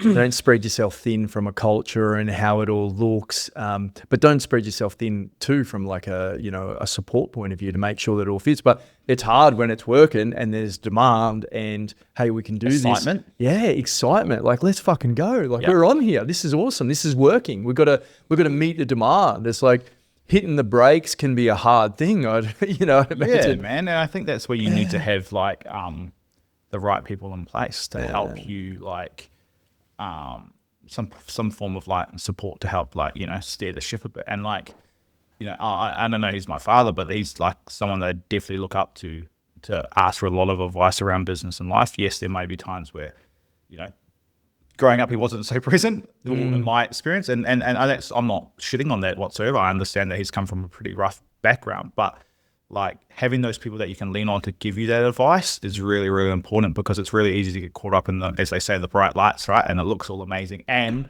the facade it gives off to everyone else that it's doing great, but behind closed doors, you're fucking scrambling and trying to tread yourself above water, right? So, and then balancing your life. How do you do that? And what impact is that going to have? Massive impact. Yeah. And the hard thing too with people, like with hiring people, is that even if they're not the right fit, it doesn't mean that they're terrible, right? No. There's some really positive aspects about them, and then you have a few things that you don't necessarily like or don't fit, and you sort of excuse those because there's some positives, right? You know that they're not right fit, but there's those always positives. Yeah, I know. I'm reading a book at the moment. I've read it a few times by Ryan Holiday, Obstacles in the Way. Yeah. And yesterday, I think it was, it might have been this morning. It's the same sort of thing. Sorry. It's so that book basically talks about that. There's always, to your point, they might not be the right fit, but where else can they fit into the space? And what is there's always going to be a positive somewhere in that they can move into that space. Or the other side of it is that, as my dad's taught me, hire fast, fire fast if you need to. Don't, because you hire someone and you made that mistake, don't, deter away from not letting them go. Well, those positives get in the way there, right? Because they're like, I know this, but I know I should do it, but there's this that's good. They'll be okay. Maybe they'll be better, or maybe I'm being too hard, or maybe I don't have time for this. Maybe I don't want to have that conversation. Right? 100%. I don't want to deal with this. 100%. But nah, it's interesting. All that, man. It's an eye opener. Put it that way. Yeah. So. Well, obviously it ended up a bit sort of not good at the end, like business partners and investors and things like that. But how did you find, just in general, I suppose early on, and navigating that, because like that can be difficult too. Like you got people with different sort of thought processes, personalities, ideas of where they want to go to and do? Like, was that sort of hard? Very, mate. Yeah. Really hard.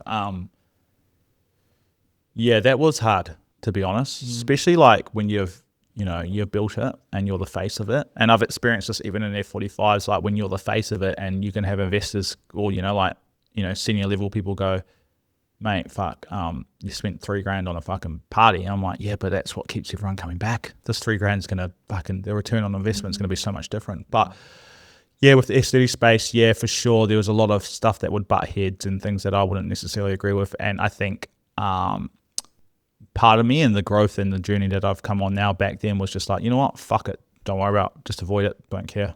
You'll make that mistake. That's your fault. But in hindsight now, it's more so like stuff like that arise. It's actually like, nah, you've got a voice, you've got an opinion here and just speak it. And like, and I think in some ways, like a lot of people, yeah, like there was like a classic example was that I was a big believer in just having one social media page and everyone and some other partners wanted to have their own franchisees have their own one. Totally get it. Like, like they want to have their own one and feel good. But I was looking at it from two perspectives is that you're going to get those pages aren't going to grow because you're going to get the people that are following the first page are going to go and follow the next one and the next one and the next one. So they're not really going to grow. Secondly, is that then we also hold control over what's being posted and what's not being posted as well. And the standards, right? As much as you've got a guideline in the Bible around that, you still don't have control at the end of the day. Human beings, yeah. Doing human being stuff. Yeah. Correct. Yeah. Like, so, you could look at something and they've gone ahead and posted and changed something, which would happen. It would honestly happen. It would also be a case of like, classic example, what some people did in Perth, wake up in the morning and go and train, or wake up in the morning and see what New Zealand's done because they're 5 hours ahead. They've gone and changed some exercises and stuff and put it on their story, right? Yeah. Then the people in Perth here see it. They turn up to the gym thinking they're doing a bench press, and they turn up and go, "Oh, it's pull-ups. What? New Zealand's doing a bench press." You're losing it all. So that was a big thing around that. So, mate, it was really, really tough from a perspective of like, and I probably didn't handle it well in a way of just going, oh, "Fuck it, whatever." Then, like, you do you. Like, I'm just going to avoid this then because this is just like you're not going to listen. And part of that can be my ego and my stubbornness to a certain degree, but also like.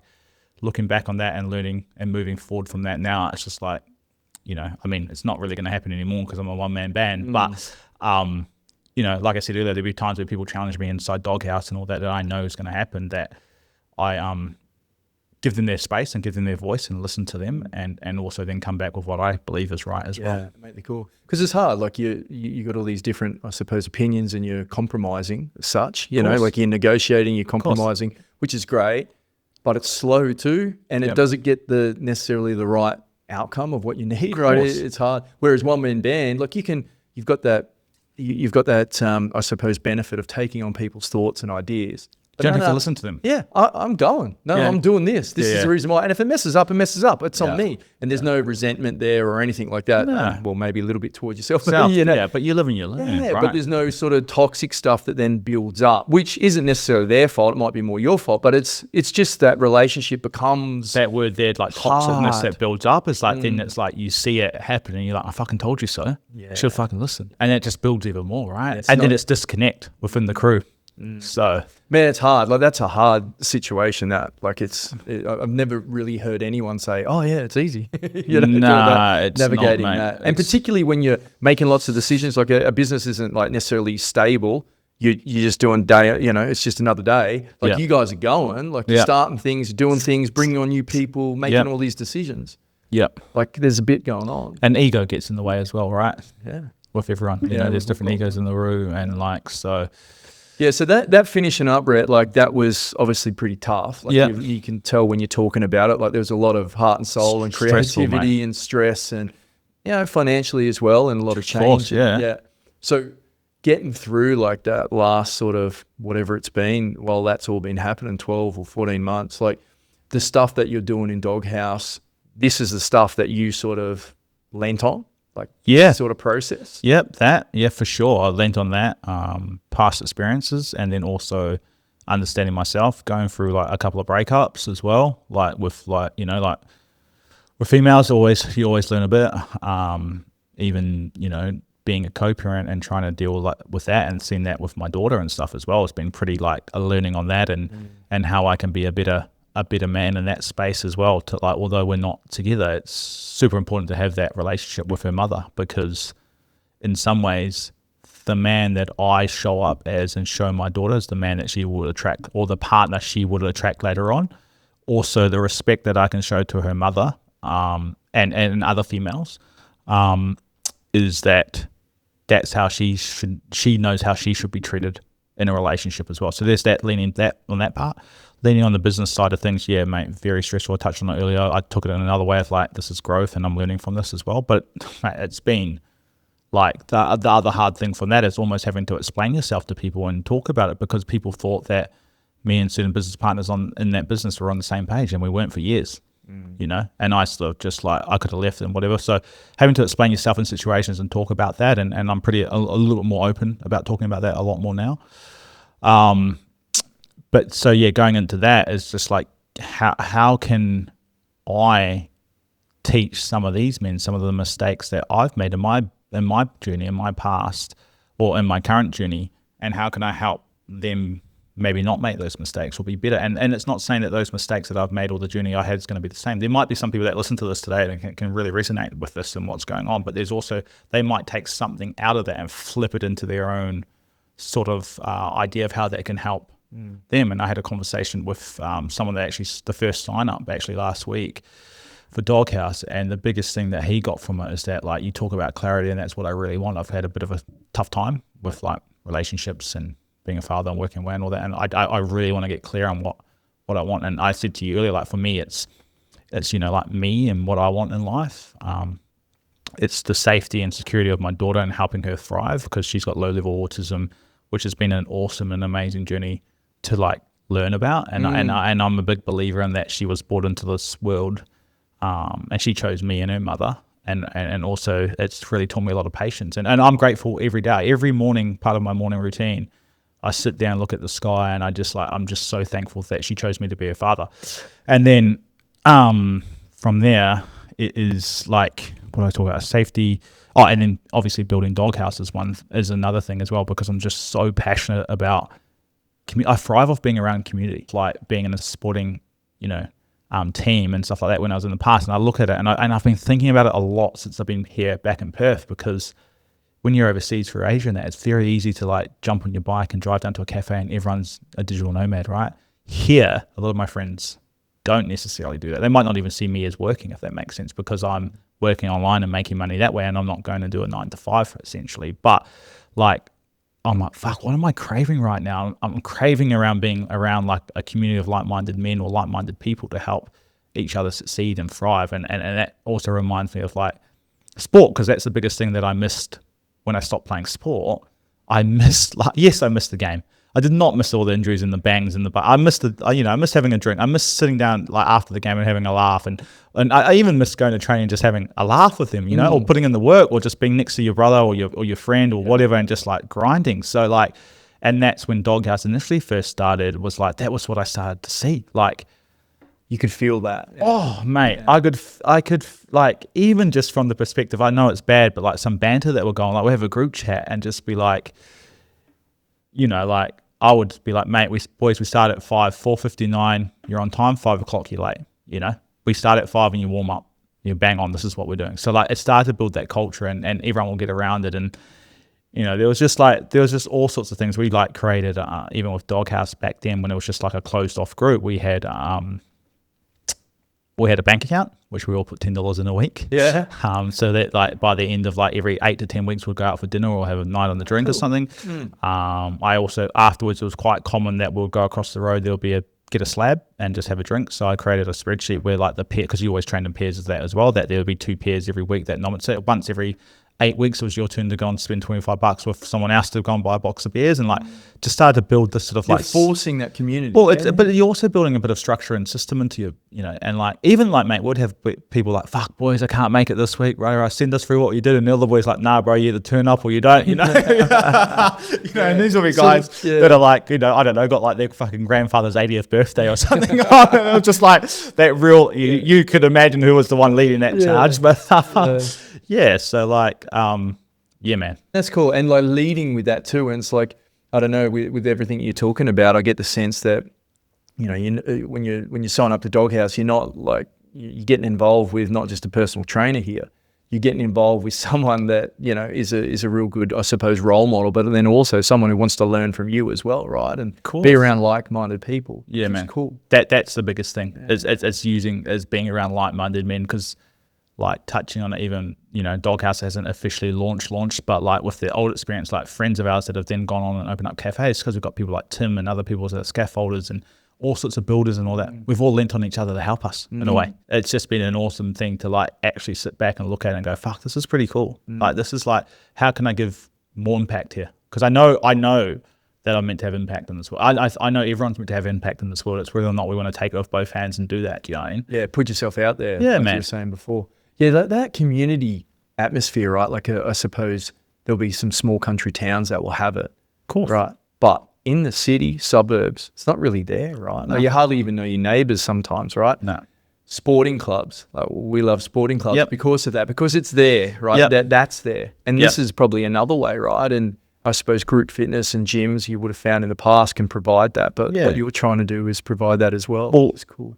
Yeah, and it's like an online group training essentially. Yeah.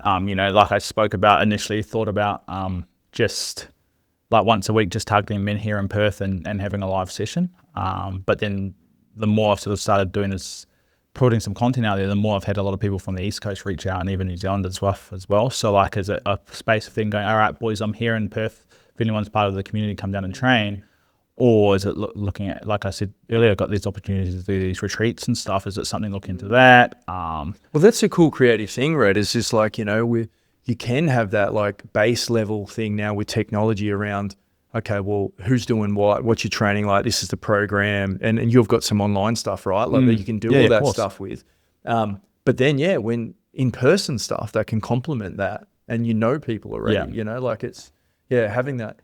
So you're targeting 30 to 45-year-old males? Yeah, mate, is the key? That's the key, because I think like when I sort of got out of sport, like I stopped playing footy around like when I was 21, but like still playing touch pretty competitively for a while. I had a bit of a 10-year hiatus and got back into it, but I sort of noticed, and you're different at that time age for your early 20s, there's a lot of things going on, but like coming to that stage where people are starting to have kids, especially men, or going through breakups or long-term breakups, or changing states, whatever the shift, that there's definitely a big shift that happens at that side, and you really start to ask yourself like, shit, what am I? What is this I? it? Is this it? Like, I'm done. Am I? Yeah. So, and it's just like, targeting men around that age and just providing a little bit more structure and stuff into their life. Like I said, like I live and get excited doing my morning routine in the morning. Like it's part of who I have been for a long time, but now I've like really tightened it up more. And the more I've noticed when my structure's slightly off, I need to go back to tightening it up more, because that's when I start to drift and fade. So I need to come back into that space again. So now it's having like, now I've got those tools of having a bit more awareness around that. And it's about teaching that, because you're right when you said earlier, like I am Daawg Haus. If you look at it like, yes, I am that. I train. I'm trying to be, the best co-parent I can. I'm trying to lead by example. I'll train, at this stage, like now, like prior, like, I trained this morning, I was filming content, but like when I used to be in Perth, apart from my own, at the gyms at studio, if I went to like a restaurant, I would never really film, because now I don't give a fuck, right? Because like, that's who I am. And that's, that's always who I've been, but there's been limiting factors there that hold me back. So now it's about actually teaching those other men in that age gap of how to become better, and not to pump up my own horn, but there's been times even like I bumped into 3 people since I've been back on Thursday, 3 different men, 3 different locations. They're like, I love what you're doing. It's awesome. I've had a few people reach out online and just like, man, I want to get around and get involved with this. And it's amazing, right? Because you don't think like you're putting stuff out there and that you just don't realize how many people are actually watching, but not actually communicating back into you. Yeah, so, there's lots. Yeah. There's lots. I had a few people yesterday respond to me and just like, man, can we jump on a call next week? I fly out. Yeah, for sure. Absolutely. Like, let's get the ball rolling. Yeah. So, man, that's exciting where that can go. Well, yeah, because I do offer a higher ticket as well, which is $6,000 for 6 months, which is a bit more one-on-one, where I like really dive into your own personal stuff. But I honestly believe like when I can get on these calls with them and explain to them Daawg Haus and that, like one, they'll save a little bit of money. I don't mind doing it, but I only take on like 2 to 3 max because it is a bit of work capacity and spending some time with them. But I'd rather trickle them into Daawg Haus, and then if we need to do some nutrition side on the stuff on the side, we can do, which is not something I really want to push, because I'm a big believer in that. If you're tightening up you get really clear on what you want, but you're tightening up all your structures and your systems, that nutrition and other things just fall into place anyway, naturally. You've got a brain, you'll figure that out. Like, you can get that information and it will just work. And there's a couple of little sort of things that like, what about this? What do you do here? Well, you're there, right? Like, you don't necessarily need to be here's your meal plan. Correct. Because that stuff doesn't really work anyway. No, and if you're in that group, in that environment of Daawg Haus, like, you're going to be held accountable by everyone. Yeah. It's infectious. Yeah. It's hanging infectious, around people that are going to make you better. Yeah. No, I love that. What do you reckon about people who say that I'm not a morning person? Well, that's just like saying, that's interesting. Yeah. Because it's just like saying you're busy. You're not busy. You're not a morning person. I just believe you don't have your structure or your systems in place to be that person. Because some people could turn around and say I'm a night person, and I get that as well. But it's also like, why are you a night? Why can't you be doing it at the night time, doing the same thing? It's just like saying like I only shower at night. To a certain degree. Like, you know what I mean? Well, I reckon too, there's that stigma around like, oh, okay, well, hey, I don't want to post on social media because I don't want to look like certain people. It's like, I don't need to do a morning routine. I don't need to look like them. No. But it's like, well, it's not about how you look. It's about what you get from it. And I look at like a morning routine that I sort of do. And similar, 4:30 get up. And I love just having some time to myself. That's my base. Mate, we can talk about this as the cows come home. Yeah. Well, and if I don't do that and I don't have that and I wake up and then other people are awake or everyone's getting up at around about the same time, I find that my stress levels are so much higher. My threshold to, I suppose, lose a little bit of control as such and get cranky, particularly with 3 teenage kids, is higher than what it would be if I get up, do a walk or a run and then a gym workout. If I don't have that, my time to think, I feel more creative. Like I'm buzzing afterwards. I'm thinking about work. Like this morning, I'm thinking about, okay, I want to talk to Red about this. I'm thinking about this. What about this? I wonder what he does here. All that sort of stuff, right? You have that time just to, I don't know, to invest in yourself as such, get yourself right, and then move forward. Yep, and that's beautiful, man, that you're able to do that, and thanks for sharing that, because I think I'm the same. The first thing I do is sit with stillness. It's the first thing I do. So that since being back here in Perth with Tim, I like go out the back door, go out to sit down on the concrete, mate, and I just breathe and I get out of my head and just like, this is how I operate, but get into my heart. And it's amazing. Like, I hear birds. I can hear conversations sometimes, man, if I'm up a little bit later of people. But normally you don't hear that because you're just like, go, go, go. And I'm big on it too. Like, I need to sit with that stuff for myself because I'm totally the same, even though I don't have 3 teenage kids. I've got one 4-year-old that's sort of going on to being a teenager. But like, I'm the same. And I set my intention and go from there. And then I give thanks to like, people in my life that I appreciate. And I do a lot of fascia work. I don't know if you know about fascia stuff, but like, it's the stuff that sits under the muscle. But do a lot of stuff around that. And then I journal and then I read. And then I set my intention of like, okay, I've got to do this today for training. And if I'm not feeling great or 100%, I'm like, you know what, just showing up is going to be the best thing for you. And sometimes now I listen to my body, because I used to be so hard on myself that if I didn't train, I'm like, fuck, I didn't train today. You got to train, you got to be better. But, sometimes I'm like, okay, I'm really sore today. I might go and stretch or go for a walk instead, or actually go for a swim. And if I'm feeling better later on and I've got the capacity to, I'll train. But that first 10 to 15 minutes to myself, even sometimes 20, like is... yeah, it's huge. And there's something about that morning when no one's up and about and around and no one can contact you and reach you, and no one's going to really unless it's an emergency. But like, yeah, it's there's something really special and magical about it, eh? So yeah, no one around, dark. Like, I love the mornings when it's dark. I just love my morning, even the morning coffee, mate. Yeah. Yeah. So it's a really interesting space. It's a really interesting, and I don't know if people, like you said it earlier, like a lot, the gratitude's a word that's been, grateful has been a word that's been thrown around a lot, but, and it's really easy to do that and sit there and be grateful for a lot of things, and it's normally what other people bring into your life, but as you mentioned, what are you grateful for? Like, I am grateful for getting up and sitting by myself in the morning for myself, because I'm doing something for myself, and people have told me before that, like, if you're filling your cup up, that allows it to overflow into other cups, right? Because if you're not switched on as being a father, for example. I'm not preaching, but this is like me. If I feel like I'm not switched on or with myself and in a good space, it actually then shows up where like my daughter will get the third or fourth best version of me, where she should be getting the best version of me, right? I feel that, mate. Like I think into some times just recently where I've sort of been a version of myself that I'd rather not be. And that's just a cranky parent, right? Yeah. And don't get me wrong, because kids, they have a way of pushing you to these spots. And I think they're experts at it. I really do sometimes. And we were the same when we were kids as well. But yeah, just centering yourself, having that there. Like I haven't got to the point with that stuff, and I sort of want to sort of open myself up to that sort of stuff. Whereas a little bit more, because I get a lot of benefit out of it. But you know, you got a beautiful house up here, mate. Yeah, it's a nice spot. It's and it's just relaxing, and that's part of it as well. It's part like, of it, mate. Yeah, it's part of it. It's just coming home and driving up the hill at the end of the day after work, and like there's that barrier to the outside world as such, which is crazy when there's people all around you anyway. But it's no, like that sort of stuff I've got a lot of time for, and it's cool that sort of stuff is going to be implemented and integrated into what you do, with people. Yeah, and I think like I'm not saying everyone can have your morning routine or your routine or whatever you do is just right for you. There's no like, oh, Greenie does it this way, so I've got to do it that way. Yeah. It's what's right for you. You know what I mean? Yeah, what's right for you at that time. Correct. Too. Yeah, like what have you got the capacity for? Yeah. Well, and where are you at? Like I'm not at the same point you're at, right? In regards to probably a little bit more, and I don't know if it's a word, spiritual and stuff like that. And feeling, I'm not at that point yet. I'm behind it.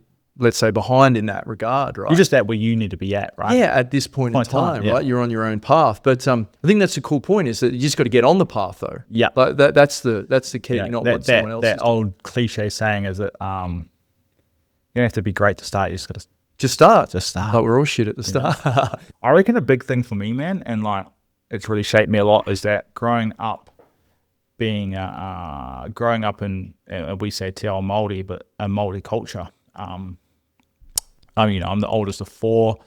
My mum's she's one of 6. My dad's one of 14. And somewhat privileged compared to some of my extended family, especially on my Māori side.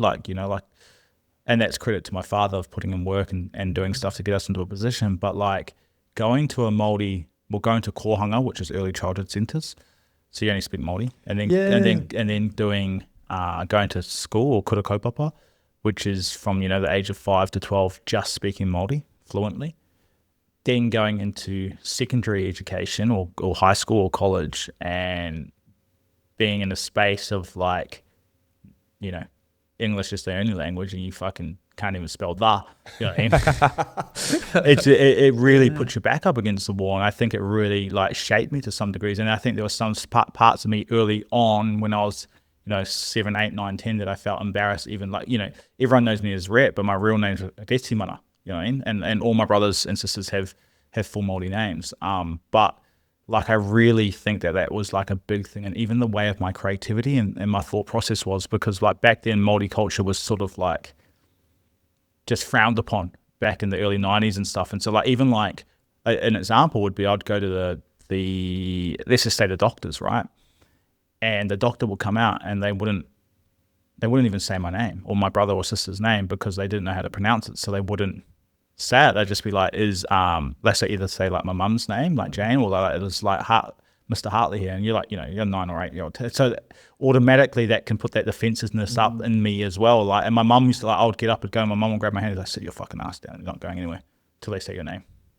And credit to it, my mum wanted us to learn that because it's a big part of our culture. But I also think it like in the long run, to some degrees, can shape that motivation of like, I'll show you, but it's not always the best thing. But I think it really helped in those early stages of like just having my back against the wall and like having to like just, I guess you could say a high achiever, but just really like push myself. But I'm also so grateful for it because I feel like my brain, I would speak English at home, but I feel like it just thought slightly differently. I'm probably autistic, to be honest, but well, I reckon most of us are, mate. Yeah, and I think that's a cool thing, like you were saying about your daughter and we sort of experienced with one of our kids, but it's like there's a time where that type of personality or way is such a learning style and things like that. But that was prevalent. It's like we weren't just sitting and doing things. Like we're actually, they're the people that they're getting them down there. And in our culture, and still in this day at early childhood centres in our culture, it's called taki or takawatanga, which is basically, or takiwaitanga, which is basically like, it represents kids with autism, but they're just moving at their own pace in their own time. That's all it is, really. And I've learned a lot from my daughter's ability just to remember, and how like she can just be, if she's fixated on something, she'll tell you like that, like, you know, like things like, Dad, you know jellyfish don't have brains. You're like, whatever. You Google it and like, fuck, they don't have brains. Yeah, and like, just like, they can teach you a lot of things about it as well. So I think it's a very, very special thing. Well, there's lots of those little proud moments, right? Like where you just look at them and go, oh, how cool. You know, man. It's humbling. Humbling as well. So it's, I think, that going back into that early development of being a child, well, growing up in that era where it wasn't so big, whereas now you look at New Zealand, it's celebrated very heavily as well, and there's a lot of opportunities for people that went through that phase. Because I got to high school, and in high school, I think it's like, is it called HSC here or ATAR? ATAR, yes. Yeah. So like because for language, I was so fluent that I had sat the equivalent of like ATAR and HSC when I was at primary school. Okay. So I was doing stuff that was like for 16 or 17 year olds at high school, because we were so far ahead of these guys, because they've only just learned this stuff while they're at high school, right? So I'd gone into high school already in an advantage, because back then we used to have, you had to achieve a certain amount of credits to move into the next year, if that makes sense. You still move into the next year, but we're doing classes with the lower class.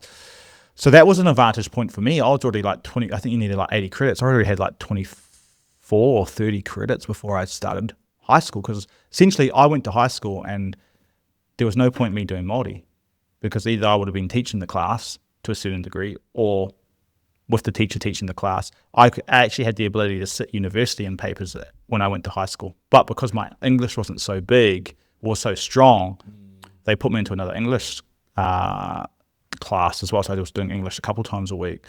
But the whole, like back then, my mother and father were really pushy. They wanted me to learn Japanese, because the vowels a, e, or u are very similar to, they are the same as Māori. So a lot of people pick up not a lot of people, but it's very common for people that speak Māori to pick up Japanese as well. And the whole thought process around that is like, my dad just wanted my brain to fire slightly, us kids' brain to fire slightly different, and have multiple languages instead of just the two, if that makes sense. Yeah.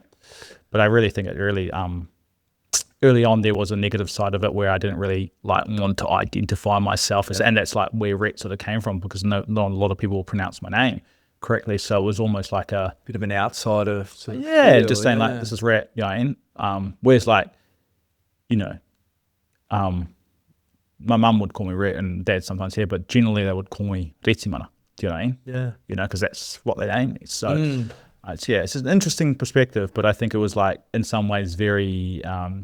I'm very blessed and lucky, and to sort of experience that from an early age as well, to some degree, instead of looking at it from a way of like, fuck, it wasn't a great experience, if that makes sense. Well, culturally too, just being able to understand your roots from that point of view, for right? Sure, like, man. and having that connection, that history. For sure. Understanding where you belong in the world as such, you know, like, there's the family, but, you know, further from that history. Well, and it's funny you say that, because I've got a lot of friends now that are Māori that never went through that path, that have later on in life picked up doing Māori classes because they missed it. They felt they didn't know their identity, if that makes sense. Yeah. You know what I mean? Yeah. So, and it's funny because if people go to me, what's your background? I just say I'm Māori. I don't even say I'm Kiwi. You know, and like, I'm Māori. Yeah. You know, so yeah. Teaching your daughter that? Yeah, try to as much as possible, like words here and there. She's fortunate enough at the moment, like being in Indonesia, there's a bit of Bahasa that she's learning, and the international school she's at, there's a lot of different cultures and stuff, so they go through like terms of just learning different languages, which is something that's awesome for like me and her mother to see and want her to learn. And I think it just opens her eyes up to like other things that are potentially going on, because it's not like the system here in Australia and in New Zealand, like, you know, you can run around on bare feet.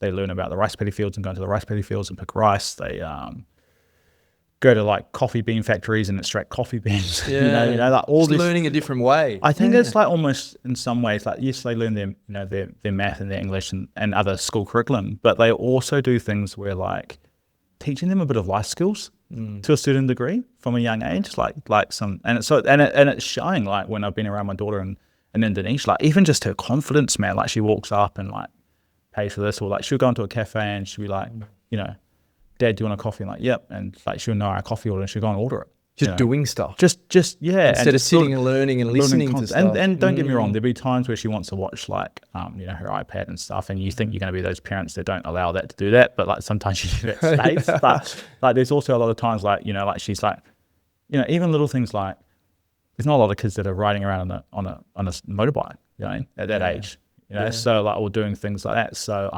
yeah, it's been a really, really cool experience. Well, man, I'm really looking forward to seeing over the next, I suppose, few months just how it all pans out. Like that's super exciting. Like and that creativity that you're going to have to do that. And you know, I love what you're doing with the Daawg Haus stuff, and I love this stuff on social media that you're sharing. And yeah, and I really love being able to talk to you about all that. You're a good man, and like you said, we sort of know each other through mutual friends, but there's always been a really positive experience. 100%. And you know, and I think that speaks to what you do with clients and what you've done with clients for a long time, is that you can feel that, like, and you're not like a loud in your face guy. You're not like someone that, oh, you know, I want to be around him because he looks popular or anything like that. There's just this, I don't know, connection there, which has always been easy with you, right? Yeah. And yeah, look, I think you're going to do a lot of great things, man, with that, and I'd love to hear how it's going to go. It's I'm not going to be surprised it's going to go great. So, and the fact too, like that optimism that you have, like that's a lost art these days. Like shit goes wrong, and how do I look at it? Do I look at it in, all right, it went wrong, it's bad, you know, I'm a victim, you know, this isn't fair, what's God done to me, or whoever, right? Yep. Or do I see the positives, move forward, look at it, that choice? People think sometimes it's not a choice. It's just not even an option. But I love that you've gone through that, and I bet that there's been times where it's not like you didn't dwell in it for a bit. I'm sure you did, and because it cared a lot. 100%. Because we'll put up all your links and stuff in the show notes, and you got some different options to get involved there, I noticed as well, just through some different packages. Yeah. So there's like the entry level for Daawg Haus is about $9.97, which is, like I said, a 12-week course. You can start whenever you fall into, like, everyone's doing the same training, but in terms of like the standards and the stuff we implement over the 12 weeks, that will be there for you as an individual, whether you start May, June, July, whatever, you'll go through that. So people will be going through that process at different times, but we're all still doing the same training.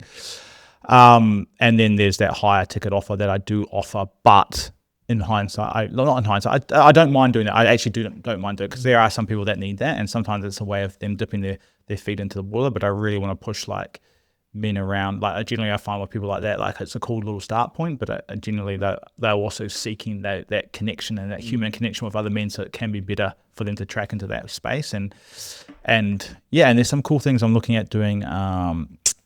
Well, I've sort of been building it out a little bit, and I've sort of come to a bit of a halt, but Dad's a Daawg Haus, so a 4-week little like reset, which I've got someone to help, you know, it's going to help facilitate some calls around character, clarity, and commitment around that. So just getting really clear on that, but also just targeted towards fathers itself, and just that way it's another way for fathers to be like-minded and meet people, because if they are in the same area, you don't know, they might link up, they might move, and that's just a way just to dip your toes in the water and just say, is this actually for me? Do I have the capacity for that? Because that's another thing you've got to ask yourself honestly, do you have the capacity for it? But also, do you want to change and shift, if that makes sense? Is that what you want? And to use it, like your point earlier with the morning routine, you're not there where I am at now, and I'm not saying I'm in the right place. Like that's just not where you are. You might come to that space, or you might not ever come to that space. You might direct somewhere else. But yeah. No, it's cool, man. Exciting. Thank you, bro. Man, you're gonna go great, and I can't thank you enough for your time. I know you. Oh, mate, I know thank you're you. only back in Perth for a little bit, so it's an honor to get a bit of your time. So, mate, thank you for having me. Appreciate it. Thanks, mate.